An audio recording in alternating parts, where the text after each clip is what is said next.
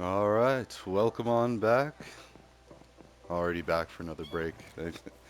I mean, usually I play for a good hour before I sit down to work. Like I wake up, check my messages, make sure nothing's on fire, do a little work in the very beginning, and then take an hour. Because technically, I'm not even like required to be available until about 9 a.m. And then it's like, yes, if someone needs an IT issue or something's going wrong, I'm there. I'm at my desk wherever in the world the desk is. So. But yeah, so anyways, sorry, I just got to justify that because I feel guilty if I'm slacking off, I'm not working. Like, I mean, I love this job, I need this job. I'm just kidding. Everybody needs a job. And that's what we started to talk about in the last one is like, there's a lot of what I call accidental evil. And what I mean by that is there's a lot of things or factors or reasons in life to why we have such a wealth inequality today. Now, it's not because someone is out there like, meh, meh, I'm wanting to, and even Trump and all them. Like, I'm not saying that any of them are actually out there like intentionally trying to mess with people's lives and make it harder for people. I honestly believe that Trump thought he was trying to do a service. Oh, crud. You know what? I just realized. I mean, that's good. We've got all this, but. Oh, this is green stained glass. Okay. It's not lime green, which I prefer the lime green, but if we're looking at this building, it's just the green, right? Yeah. It would look cooler with lime green. Maybe I'll make the next building lime green or something. This one's going all the way to build height. Like, that's already decided. I want to do that so it can be the great jump off building, and then it's even got like a waterfall on the side so you can climb up that way if need be, but I think that'll be filled in. So, anyways, let's get to work constructing the rest of this tower. But I say accidental evil because, for a lack of a better term, it is accidental evil. Like the reasons that people live in poverty, the reasons that people are still dying, can't find good work, or can't live the American dream. Well, part of that is because the American dream. Oh, I don't have like any dark stone. I got a little bit, got a little bit of walls, but I'm gonna need to go harvest more soon. Ah, jeez. And of course, I just put a ton. Oh, and it keeps glitching like that too. Whee! All right. But anyways, I say accidental evil because nobody intends. And that's why even religious things, the pathway to hell is paved with good intentions. And the reason people say stuff like that is like,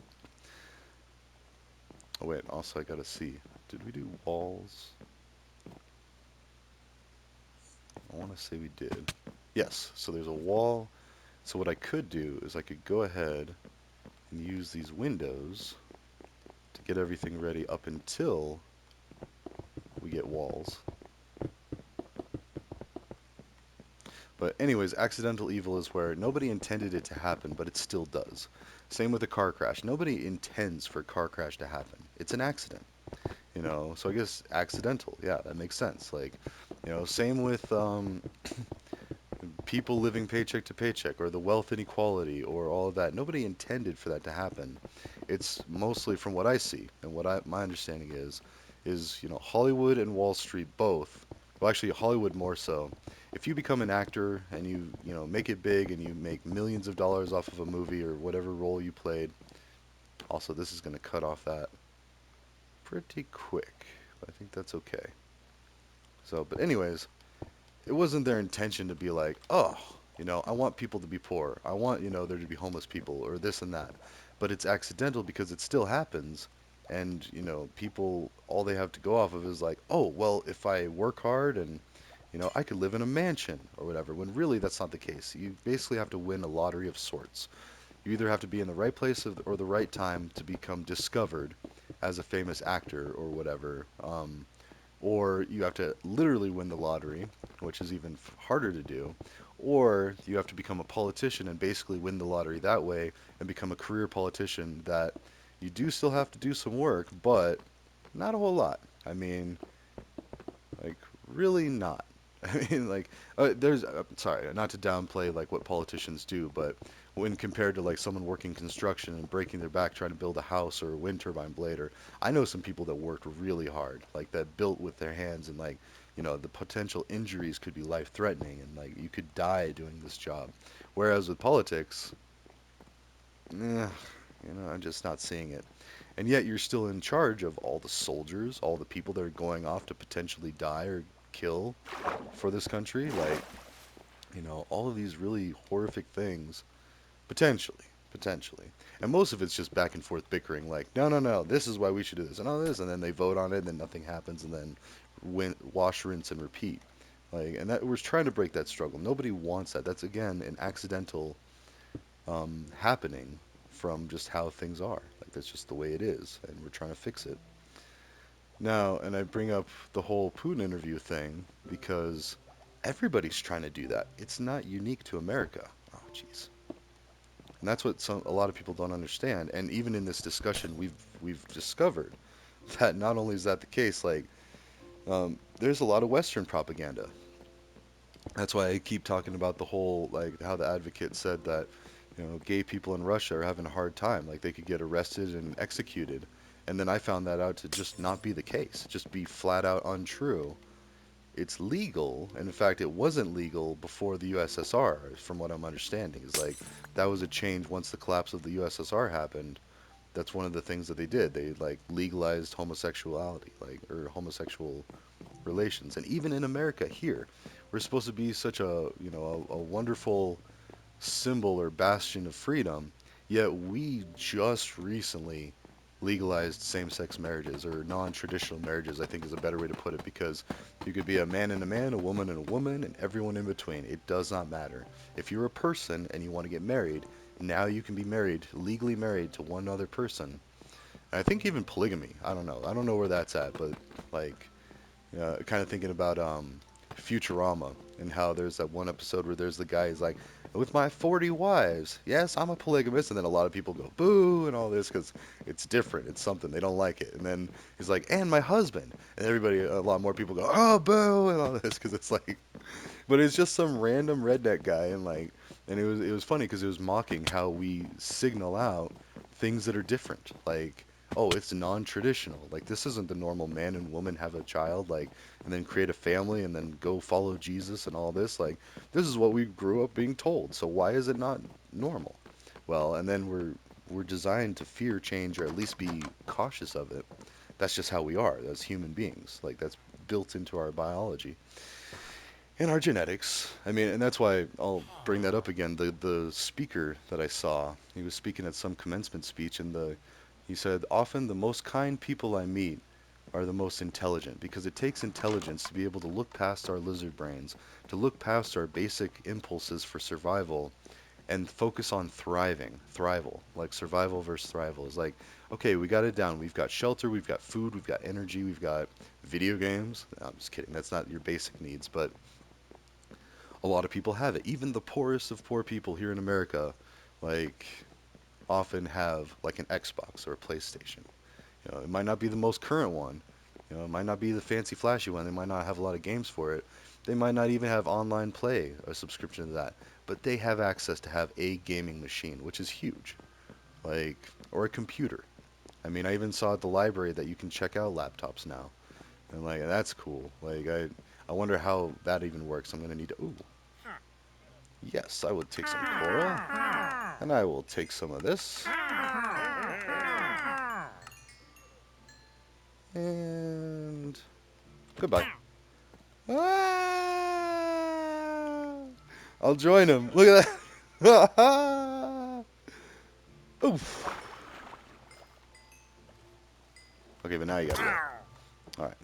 Oh, what are these bubbles? Oh, is that just for him?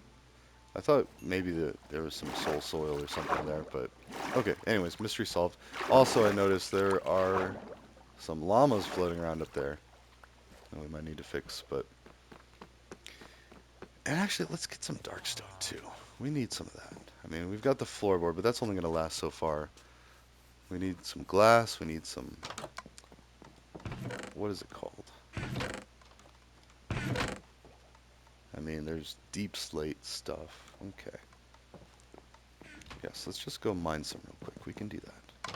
So, anyways, accidental evil. It's everywhere. And what we proved in this little discussion on XApp that I'm having with these people, there is definitely Western propaganda. I mean, now the extent of it and how valid it is, TBD, to be determined. But basically, well, I don't know. I'm not trying to justify any ugly one way or the other. I'm saying it's all bad, but it's understandable that Russia's concerned about us putting missile systems in Ukraine and having them join NATO. Because essentially, that's taking a threat that was on the other side of the world and putting it right on Russia's doorstep. And if we were to ever make the decision, be like, you know what, Russia, we're invading you this tomorrow, like, or today, they would have no recourse or little to no recourse. And that's why Russia is acting out. That's why Russia's invading Ukraine. And that's why all this stuff. They don't tell you all the story because they don't want to. They want to make you think that, and they being mostly Democrats right now, but they want to make you think that they are without blame and that this is the right way to go. Like, they have to. It's like, otherwise it's not going to go through. Like, they got to convince Congress. They got to sell it, basically. But then anybody who has been paying attention to the world in the last 20 years knows that, hey, wait a minute, America has been invading and doing this and building bases, and we left a whole military's worth of munitions and tanks and Humvees and helicopters even. We just left it, like our leftover toys and stuff. Oh, but don't worry, we disabled it before we left. And it's like, wait, what?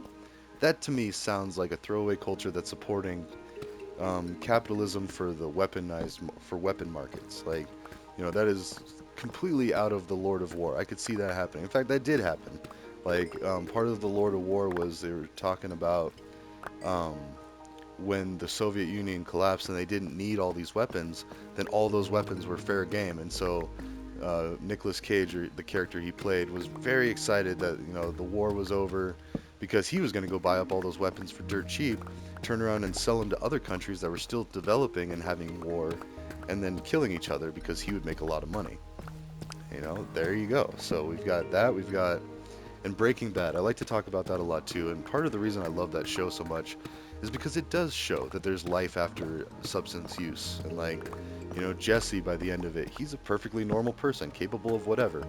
In fact, not just normal, he's one of the best chemists in the world, and he didn't even go to college. But he is able to produce, granted it's a highly illegal substance, but a very complex chemical with a bunch of very complex processes.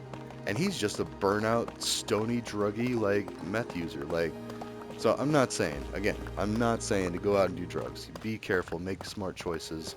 But you need to be informed. Like, it's not a death sentence. And there's so many people that, like, suicide is a huge thing. Depression. That's why I'm excited about the whole legalizing of shrooms, is because that can actually treat and cure depression. But also the shame and guilt. So, like, if you make a mistake, you end up in jail. Like, a lot of people's instinct is like, well, better kill myself or I'm going to go to prison for 10 years. What's the point? And it's things like that that lead to a lot worse problems. And we're finally addressing that by making nonviolent crimes the punishment that they should be, which is like pretty much none. But like rehabilitation, education classes, like explain to people, teach them why this isn't healthy behavior and why, it's dangerous. Otherwise, if you're just saying, no, don't do that, and not giving any reason, it's the same with parenting. Like, I don't ever tell my kids, like, no, you just can't do that. It's because I'm right, you're wrong.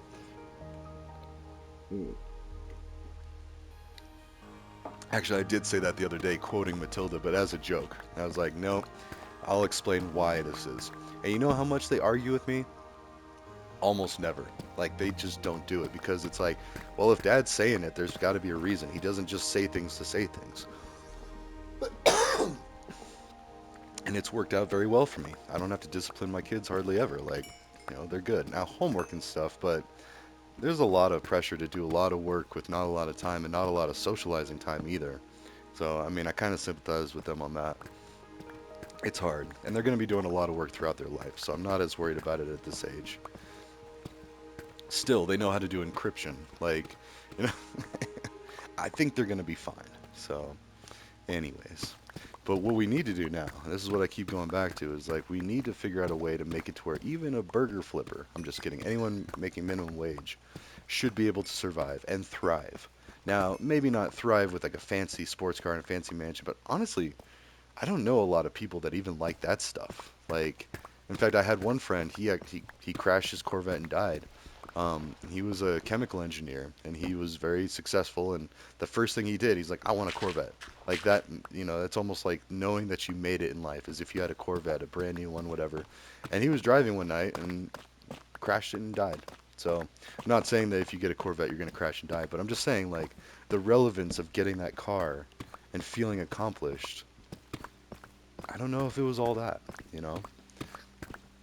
I mean, having a family, helping others, like fixing these problems, that's the purpose in life, and that's what I like to do. It's one of my favorite, and I think everybody does. Like, everybody likes to give advice when they have it. Everybody likes to help if they're able to. I mean, as long as it's not putting them out. Because another thing I see a lot is like, well, why don't you take some immigrants in and let them live with you? Oh, yeah, great. That's a nice, easy, like, lazy solution. Like, I don't have a mansion or something. Why don't you ask Joel Olstein or, these religious leaders or Copeland, that have these mega mansions and don't even use all the room?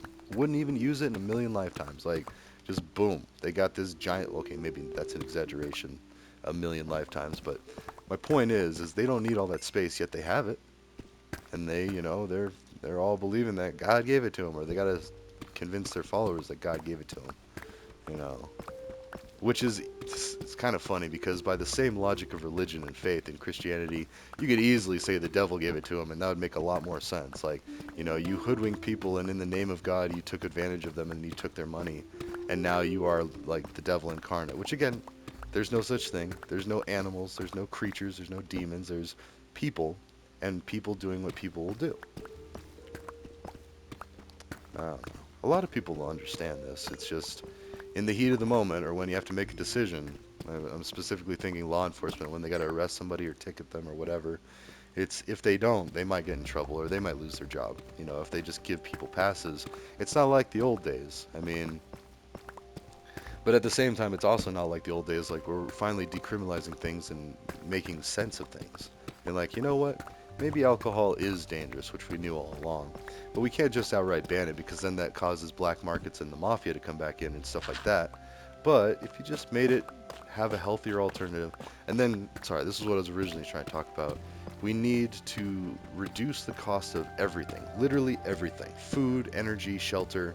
It has to be dirt cheap so that someone who's only making minimum wage can afford a healthy, comfortable life. That's it. And then you'll see people happy serving those burgers, like waiting on people, and because that's what we kind of have right now with people with felonies. You've got slavery basically, because people that's the best that they can do is flip burgers for a while or work, in grungy jobs that no one wants to do. Same with immigrants, like the majority. Ooh, I feel like we've already come across this down here, but I don't see any torches. Oh, but yeah, there's. Huh. Okay. Also, how do we get back up? And I think that's the next step. That's what we're gonna work on next. Is like, well, once we can get past war, we can stop all the death that way. Then we can start focusing on, all right, now let's make it to where everybody can live comfortably off of like pennies a day and solve those problems. And unfortunately, a lot of that is going to take reappropriation of wealth from wealthy families that had wealth from whatever reason or the other, and now they don't. And so that's going to be a hard sell. Same with Putin. I mentioned that, we should have him hold an election, transfer power legitimately, and prove that they're a bit as good as a NATO country, which they are. I mean, we're really splitting hairs with like the fact that Putin's been in power for 20 years. Like, if we're really looking at the macro level of things, like the U.S. and Russia versus how many people they've killed, how many bombs they've dropped, how many countries they've invaded. Like, you've got Russia with Ukraine, and they did a little dirty dealings in the Middle East. And then you got America with huge dirty dealings in the East, hundreds of thousands of people dead, arming rebels and stuff. Like, we were sending arms to a bunch of different rebel groups and stuff that we thought, like, okay, well, if we want, oh no,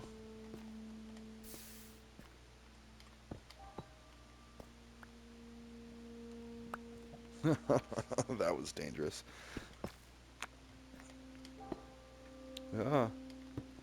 Okay. Anyways, um, So yeah, and that's how the rest of the world sees it too. Like they get their news, they get people like their opinions and everything, and it's like, whoa, America's really dropping the ball over there. What are they doing?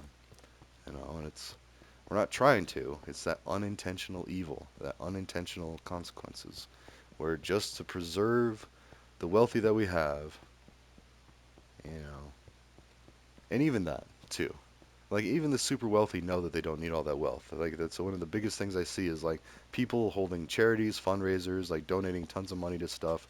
It's not like they're not trying. So at the same time when I say these things, don't get me wrong and think that oh all rich people need to have their riches stolen. No. And they should be able to decide how they want to give it back, but at the end of the day, it's as silly as the Egyptians burying all that gold with their dead. Like, yeah, I guess it makes sense, kinda, if you believe that sort of thing, but if you look at it like, look at all the good that could have been done for their countries. And don't you think that's what somebody would really want? If there is a heaven and then they're up there looking at it, because I'm pretty sure you can't take it with you. I don't know. I mean, I haven't been to heaven, but I'm guessing. And if there is even a heaven, again, skeptical Christian about all of that. But if they are looking down, I would much I would think it, it's much more likely that they'd be like, "Oh man, I should have given that to people so they could be having good lives." And that's what everybody, human nature is like, "Oh, I'm having a great time. I want everybody to have a great time." And a lot of times we're awkward about how to go about that, and then it ends up being all bad. But I mean, just fixing these problems, making it to where like people aren't worried about dying, and then we got to fix it to where people aren't worried about are they going to be homeless or are they going to have to go live in a shelter or get roommates or go move in with family or any of these things. And that's the scary reality that we do have a lot of people going through that. Granted, we have a lot of people also working on fixing that. Also, I just realized I should have made some of those. Can I still change that back? I don't think you can. Nope. I was like, I need one stack at least, if not two or three, of Oh wait, what am I doing? Let's use the water elevator.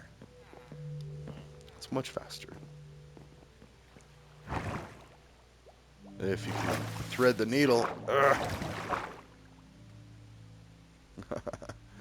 But anyways, yeah, we gotta fix the killing, stop the killing, and then we gotta stop housing insecurity. Like, we gotta make it to where you can only charge so much to have somebody live in your property. Like that's it.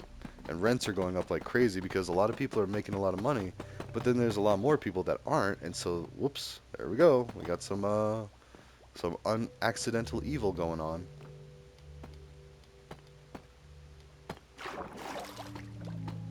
How's that gonna look? Huh? That's weird. Wonder if I did it quicker if it wouldn't have done that. Anyways. Oh! You know what? I'm not liking this. Stop it. What? Okay. Ah. So, I don't know. I'm gonna need those things, but we can go ahead and fix the rest of this. Why does it do that? It's interesting.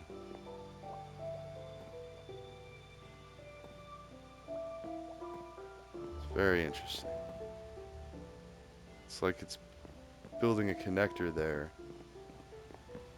Anyways. Um, yeah, that's it. Where are we at with this one? 23 minutes? I mean, I feel like I'm kind of finished. I wanted to finish that rant that I was going on last time, and how just because someone's making poor choices doesn't make them like evil, the devil, or any of that nonsense. Like they're still your cousin, your brother, or your relative, or your friend, or your neighbor, like some human being at a different point in their life, finding out things for themselves. And the going rate in America is to put them in prison. And that's what's dangerous. Is like you're more likely to die from police interaction than you are from being gay in Russia. Like that's kind of messed up. Although even as I say that, that's probably not fair. Like I did see that there was Chechnya. There was a bunch of like where they are executing homosexuals, and I think I even saw Putin speak out against the execution of homosexuals. But yet he's also cautious about gender affirming care and for children and minors to be exposed to stuff like that. And again, that that could easily be seen as coming from a place of hate and anger, but also could be seen as a concerned parent from another time, another generation. Like, oh no, I don't want my kid doing this. Like, and then having these, I mean, and that's why I feel like it should be an adult decision to transition anyway. Even if it is legal, you should be at least 18, and even 18 is still a young age for what is really an adult because your prefrontal cortex doesn't finish developing until your mid to late 20s. I'll say that again, and that's something you learn in rehab and substance abuse like classes. And it's true. Like, your decision maker isn't really all that great until about your mid 20s, but by then, chances are is you might have already found somebody and you're in a relationship and like and you're doing okay or whatever, or you're not, and then I don't know, but then you finally have like your real relationship or whatever, and then everything else was just puppy love. But basically, your brain isn't fully functioning until this certain point. Now, if you make a decision you can't come back with, it's like a lot of these people that get like tattoos on their faces or do the snake tongue thing or oh yeah, that seems cool at the time, but now look, you got that for life. Like, I hope you're okay with that. And people, they'll try to convince you, they'll try to tell you, they'll try to convince themselves, most importantly, that, oh yeah, I like my choices, this is fine. But then it's like, wait a minute, maybe not. Maybe I am second guessing this. So, and that's what people like Putin are worried about for kids. Like, if a kid is convinced, and I can share that concern. Now, I'm not going to hide LGBTQ from my own kids. I'm pretty blunt with them. Like, yeah, that's what this is, and that's what this. And they're like, oh, okay, that's it. That's all it needs. You don't have to play it up as one way or the other because we don't have that type of oppression anymore. The only type of oppression we have is inferred or mostly projected because I don't know. And that's like the MAGA movement in a nutshell. Is like people fed up with being told how to think or how to act, and what works for city folk doesn't really work for country folk. And we've known that forever. And like a lot of people are quick to agree, be like, well, yeah, like rural areas or urban areas are going to have differences and different needs. And that's why states kind of need to govern themselves. However, and then you get people like still being like, no, no, we still need to do this. And I don't know, whatever you believe on any of those issues, it does matter on who you're trying to apply them to. Like, are they ready for that yet or not? And if they're not, and you try to cram it down their throats, you're going to be seen as a dictator yourself, or as an oppressive figure, or the rainbow mafia, like people like to say. And it's like, as much as I hate that term, they're not like wrong because I've seen some ways where people get so angry and so defensive. Like even with this discussion, they basically told me to F off, you mansplaining stoner. Like, what? Like, and that was their initial knee-jerk reaction just because I posted a video with Putin. I was like, whoa. You know, if we want to talk about Kim Jong-un being a dictator and being like, jailing people for having differences of opinions or Putin like jailing the journalist or whatever, like, are we not doing the same things? Are we not oppressing people, harming people, like threatening people, like forcing coercion, using terrorism basically to push an idea? And for what? Like, I don't know. That's why you got to be careful. Because all it takes is for somebody to be having a bad day or get really drunk and then have these ideas and these opinions and then be like, all right, you know what? I'm going to go do something about it. And that's how you get all these shootings and all these like public instances of violence and death and all that, even stateside. So we got to be careful about that, and communication is important. And anybody that knows me knows that I might sound like I'm mansplaining sometime. As I say that, I remember this one time that someone thought that I was talking down to them, and I guess I kind of did, but I didn't mean for that. And I explained myself later, and they were like, "Oh, okay, that makes sense." And when it's just text, you don't have the other like nonverbal communication, which you don't have here either. You got a little bit of nonverbal communication in the sense that you can tell the tone of my voice, the way that I say things, whether I'm being sarcastic or not. Whereas with just words on a piece of paper or on a screen, you don't really get the same subtle nuances of communication like that. You also can't speak or type like you talk without sounding kind of childish. Like I used to, back when text messages cost money, I used to use letters for words like the letter C, you later, because we didn't have space. So we got used to shorthand like that. And that was a very quick lived time. Like now, text messages are fine. I don't think they even cost. It's like every plan has unlimited text, unlimited calling, but your data, or local calling, I guess, But your data, that's where they get you. And if you watch like one movie, that's a good 4 to 8 gigabytes at least. Or a full-fledged movie, that's more like, I don't know, 16 gigabytes? Oh, where did that go? Ha, I heard it. I accidentally placed it on the bottom. But anyways, that is closer to, that's right at 30 minutes as I look. Cool. Wait, before I forget, because that's going to bother me, I'm going to go, it's the first one in from that. Okay. Oh, this is dangerous with the drift, and, okay. Alright, ta-ta for now. Be kind to everyone, because you don't know what they're going through. But at the same time, don't be a pushover either. I mean, just because you're on the Democrats or Republican side, don't be afraid to be like, hey, now this doesn't make sense. Can you please explain it? Or just be nice about it. But yeah, so far, I feel like I've almost had a more pleasant time discussing things with people from MAGA that are like legit telling me that my mom's a this and that or whatever. But it's it's less because I'm like expecting it. I'm expecting hostilities. But then when I get hostilities from other people that vote the same as me, and then they start talking together, oh, he sounds uneducated. Like, are you kidding me? Are you kidding me? But anyways, that's actually no surprise because the people that I've talked to, even from the MAGA camp, one guy was a successful lawyer.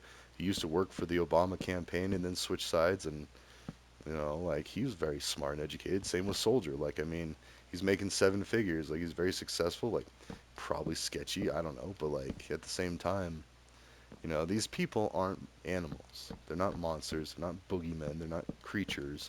They're other humans just trying to human the best that they can human, and they're trying to make decisions on how and then they see things like people forcing culture down their throats that they don't want, or making really the gender affirming care is scary if you're a minor because that is a you can't come back from that.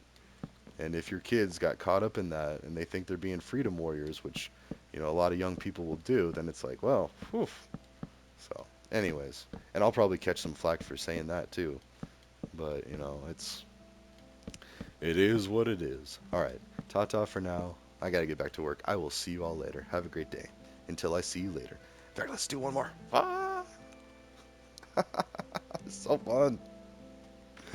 Oh, that is awesome. All right, ta-ta everyone. I will see you later.